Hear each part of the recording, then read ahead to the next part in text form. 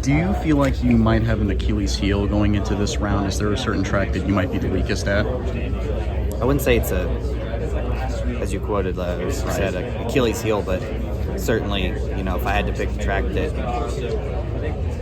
over the course of my career that I've been most fitness at, it's Martinsville. But again, I've had races there in Gen 6 and in the Gen 7 car where things have lined up and we could run right around the top 10, into the top 5 most of the day. And I've had other days where we struggle to get in the top 20. So that one's been hit and miss for sure. A bit of a head scratcher at times, but these first two have been great for us. And I feel like I had a few chances in my Cup career to win both these places.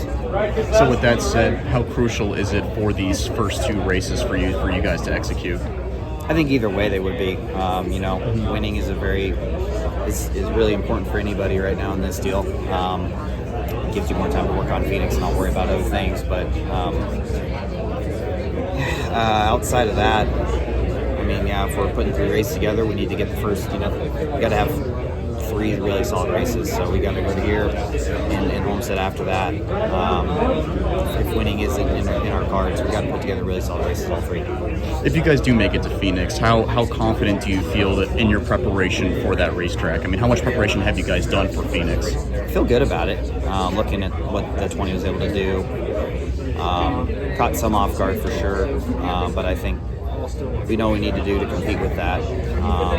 We were really, really strong in the spring, and I know we could be better. So certainly I think if we can get there, we'll feel good about our shot, our odds.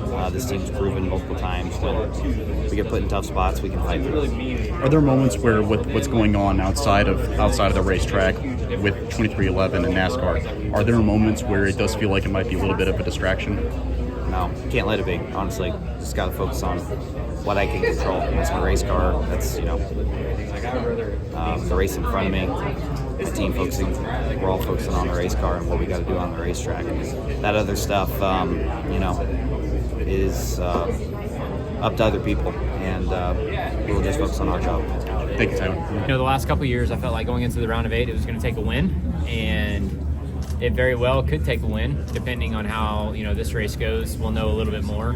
But yeah, if we don't get 2 or 3 different winners, I think I'll be able to make it in off points, depending on how we run. But you need to be contending for sure.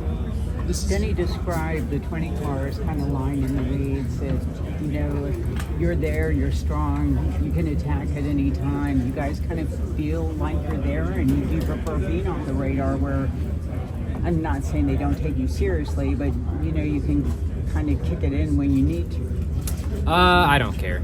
I don't care either way, and I know where we're at, and if you want to, I don't know. We're sitting second in playoff points. We won 3 races and 10 stages, so I feel like we're every bit as capable as everyone.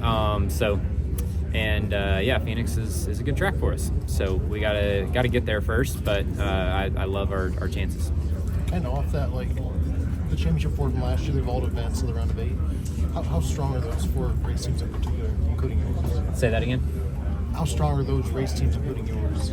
Yeah, I think the cream has rose to the top, and everyone in this room and everyone in the and everyone who pays attention is going to be in for a treat, because I'm sure that these next 3 races are going to be a war for the race wins and a war for that final transfer spot to make it to Phoenix.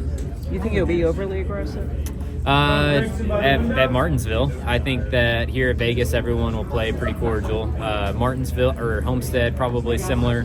But then whenever you get to the end of Martinsville specifically, it's going to be a full contact sport, and I think everything will be on the line then. I apologize if someone asked you this already, but a couple of guys have come in and said Christopher Bell is the name that you're not hearing as much as like a Kyle Larson or something like that. And Kyle and Denny were both like, you're the guy. You're quietly, absolutely the guy that has a fantastic chance to win the championship. Do you kind of buy into that? Are you more of the, not so bold, but feeling good about how things?